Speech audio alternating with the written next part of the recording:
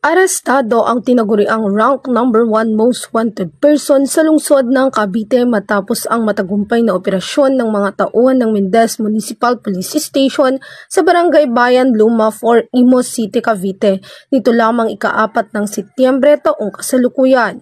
Kinilala ang suspect na si Alias Jobet, residente ng Barangay Sapotipor, Bacoor City, Cavite.